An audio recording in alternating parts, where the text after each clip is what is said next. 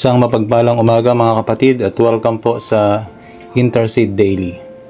Noong May 6, 1942, si U.S. Lieutenant General Jonathan Wainwright, the commander of the USAF, ay gumawa ng isang mabigat na desisyon to surrender all U.S. troops in the Philippines to the Japanese.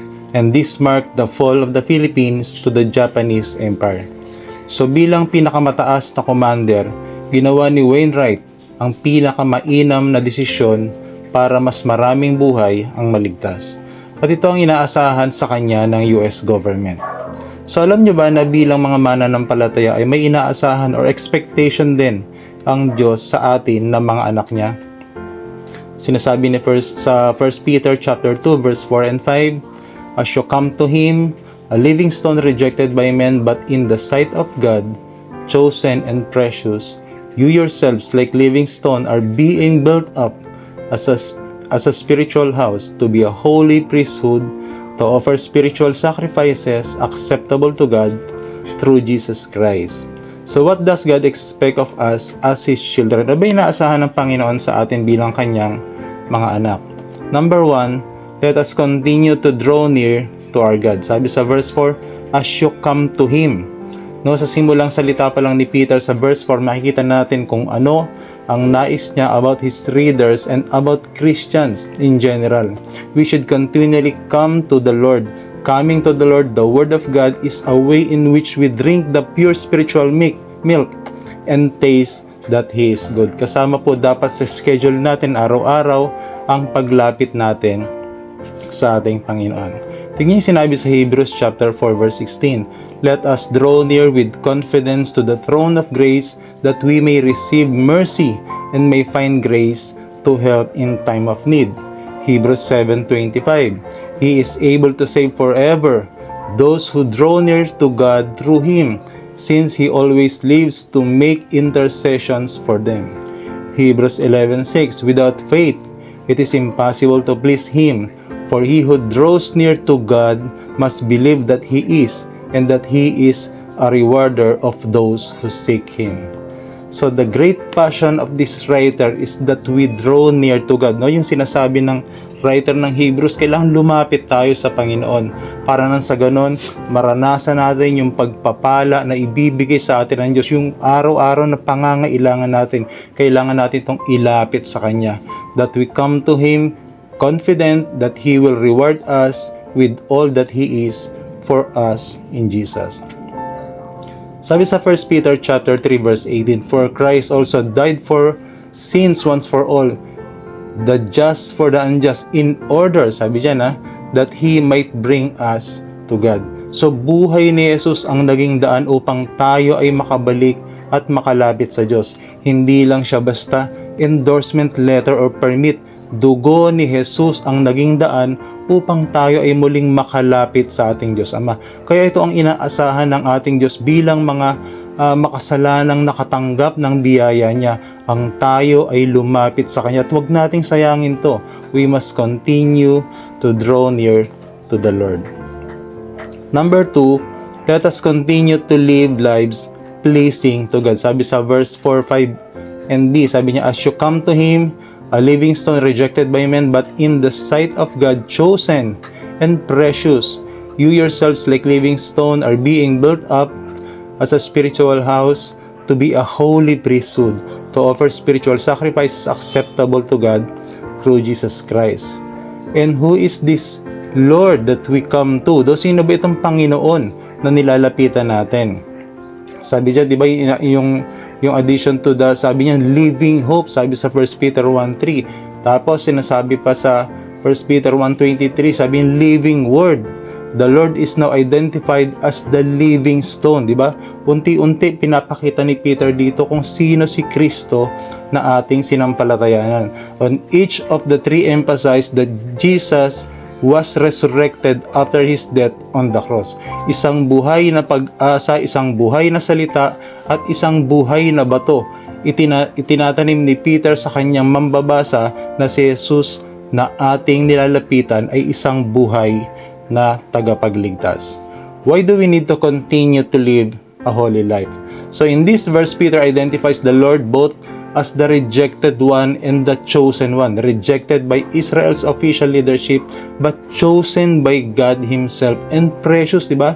May napakataas na value, hindi mapantayang halaga. Yung sinasabi ni Apostle Peter dito. Sa mga sumusunod na talata, tayong mga mananampalataya na nakaranas ng paghihirap at pag-uusig ng mundo ay nagkaroon ng kalakasan. Yung encouragement sa katotohanan na sinasabi ni Peter, and Jesus was rejected as we are, sabi niyan, and like Him, we are also chosen by God and precious to Him. So kung tayo man nare-reject, kung tayo man nahihirapan, tandaan po natin na tayo ay pinili ng Diyos at napakahalaga natin sa ating Panginoon dahil sa kaugnayan natin kay Kristo. Ito yung malalim na dahilan kung bakit natin kailangang mamuhay ng may kabanalan at kalugod-lugod sa Diyos. Dahil tayo ay binigyang halaga ng Diyos, itinuring niya tayong isang kayamanan na tulad ni Kristo. Sa dinami-dami ng tao sa mundo, isa ka sa pinili ng Diyos para maging special sa harapan niya at hirangin niya balang araw at makasama niya ng pangwalang hanggan. At ang layunin ng Diyos kung bakit niya pinili at binigyang halaga ay ano? To be holy, priesthood, to offer spiritual sacrifices acceptable to God through Jesus Christ. To magpatuloy tayo na mamuhay na kalugod-lugod bilang mga pinabanal ng Diyos at ialay natin ang ating buhay upang magamit sa Kanyang gawain dito sa mundo, buong pusong paglilingkod para sa Kanyang kaluwalhatian. Balikan natin si Wainwright. At the time of his capture, Wainwright was the highest-ranking American prisoner of war, spending 3 years in Japanese prison camps during which he suffered from malnutrition and mistreatment. No? Talagang pumayat siya ng gusto. Pero hindi nawala ng pag-asa si Wainwright dahil alam niya na hindi siya pababayaan ng US government. So in August 1945, he was rescued by the Red Army in Manchukuo. Wainwright was promoted for 4-star to 4-star general at sinabitan siya ng Medal of Honor. Ang sabi ni Jonathan Wainwright, ito yung kanyang sinabi. And I quote, "We must remain strong and great in spirit, fixed in our determination to keep the peace of the world." So ganito rin ang nais ni Pedro na maging kaisipan ng kanyang mga mambabasa, na kahit dumaraan sila sa kahirapan ng buhay dahil sa kanilang pakikipag-isa kay Kristo, ay magpatuloy pa rin na lumapit sa Diyos at mamuhay ayon sa kalooban ng Diyos. Gayon din naman sa atin ngayon. Kung ikaw man ay dumaranas ng kahirapan at iba't ibang pagsubok, magpatuloy lang tayo sa paglapit sa ating Panginoon. Patuloy ka lang mamuhay sa Kanyang kalooban. Dahil ito ang layunin kung bakit ikaw ay pinili at binigyang halaga ng Diyos na katulad ni Kristo. Tayo po ay manalangin. Aming dakilang Diyos, maraming salamat po sa patuloy na pagpapaalala niyo sa amin. Mula sa inyong mga salita, Panginoong Diyos, na kami patuloy na lumapit po sa inyo at mamuhay ayon sa inyong kalooban. Maraming salamat, Ama, dahil alam po namin na kayo'y nakikinig sa amin, Panginoon, sa lahat ng aming inilalapit sa inyo. Maraming salamat kasi meron kami security, meron kami assurance, Panginoon, na ang aming mga inilalapit sa inyo, inyong napapakinggan at inyong tutugunan ayon sa inyong panahon, itinakdang panahon. Kaya dalangin ko, Panginoong Diyos, sa araw na ito, mga kapatid namin na dumaranas ng karamdaman sa kanilang mga katawan, dalangin ko, Panginoong Diyos, na kayo po yung magpagaling, magbigay ng lunas, magbigay ng kalakasan, na itibalik ang kanilang lakas, Panginoong Diyos. Dalangin ko na gamitin niyo pong instrumento, yung mga doktor, yung mga gamot na iniinom nila, at dalangin ko, Lord, na patuloy mo silang palakasin, Panginoong Diyos, nang sa ganun makabalik po sila sa kanilang normal na pamumuhay. Panginoon, dalangin ko rin po, Panginoon, ang pag-iingat niya sa bawat isa sa amin ngayong araw, sa lahat po ng gagawin namin. Dalangin ko, Lord, na kayo pong magbigay, Panginoong Diyos, ng kagalakan sa amin, na gawin yung mga bagay na pinagkatiwala po ninyo at makapagbigay kami ng kaluguran sa inyong pangalan sa lahat po ng aming gagawin. Maraming salamat po, Ama. Ito po ang aming dalangin sa pangalan ng Panginoong Hesus. Amen. Maraming salamat po at purihin ang ating Panginoon.